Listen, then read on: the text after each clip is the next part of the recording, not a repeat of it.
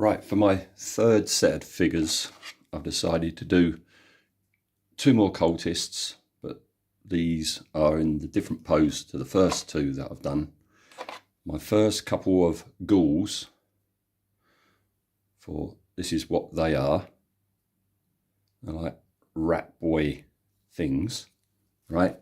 And the way the game is packaged, there's no like guide to what the figures are and what they're called. So I'm sure if you're a fan of the game, you're screaming at me right now as to what these are. I've got to look into that. I've just taken them out and I've chosen my next 6 figures. So I'll come back with them primed and yeah, I'll have a name for them. All right, so primed in grey, then primed in white. So should be nice and simple with these pose cultists because I don't have the faff of doing the book and trying to put writing in the book. So those two are going to be nice and quick. The ghouls, oh, that's a bad seam line. I hadn't spotted that. Ouch. Got to get rid of that before I start applying paint. Look at that. Right the way across. It's the other one like that. Not as bad. Bit of scraping with a scalpel should do that. But they should be a nice simple job because, again, much like the deep ones, the ghouls are basically undead tones, aren't they? All right. Not doing that this time, but I'm looking forward to doing it, whatever it is. And then, yeah, the fire vampires, for that is what they are named.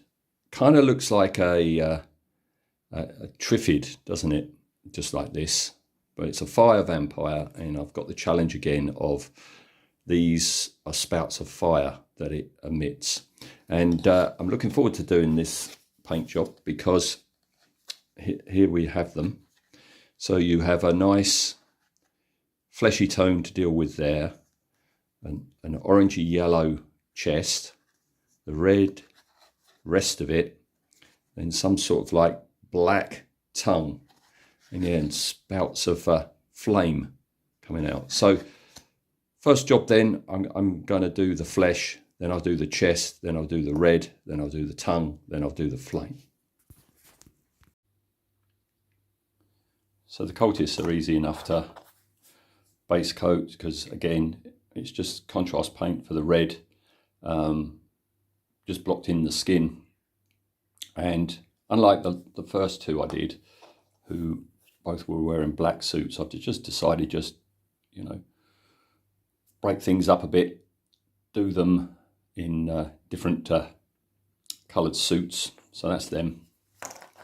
And then you got these fellas, these ghouls. What you got there is Carrack stone for a base coat, which I applied. But this is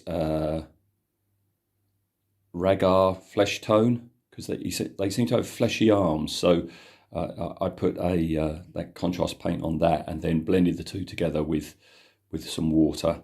As you can see, I've picked out the mouth area with Screaming Skull, and they seem to have fur on their back, so that's Black Templar. So they were nice and simple, nice and easy. These things, though, were a bit of a trial and error. The first thing I did was paint the mouth area in a flesh tone, and then put on a wash of, is it Voluptus Pink? Begins with V anyway, something pink. And no, it was just too much. So this is a mixture of Flayed flesh mixed with a pink, and then I've washed it very watered down Dreadful Visage just to darken it. And these look incredibly bright on the camera. They're not that bright in reality. The camera is lying, but they're two contrast paints. That's a yellow one and an orange one, and again just put some water on it to blend the two together. They look rather garish at the moment, and it is a garish monster compared to the others. But I think once I've got the dark red for the body, that's going to help it, and that pink thing. Oh, and its tongue thing is Black Templar. So the main body of the fire vampire seems to be a red, and I was a bit worried that if I just put a red on, because this area, the front is so bright, the rest of it is going to be incredibly bright, incredibly garish. So what I did, instead of putting on just a Blood Angels red or something like that, I put on Blood Angels red but mixed with Shyish purple to just take it down a bit, and it's actually more like that to my eyes than to the camera's eyes. All right, so you see I've just got a few little areas still to touch up, because contrast paints, yeah, you put them on and then they start moving and they pull away, and sometimes they pull away too far. All right, so I've just got to do a little bit of touching up on that, but I'm happy with that. I've blocked in the where I've gone over the white for the flame effects, because shortly I'll be doing that. And I've got to do something about his talons.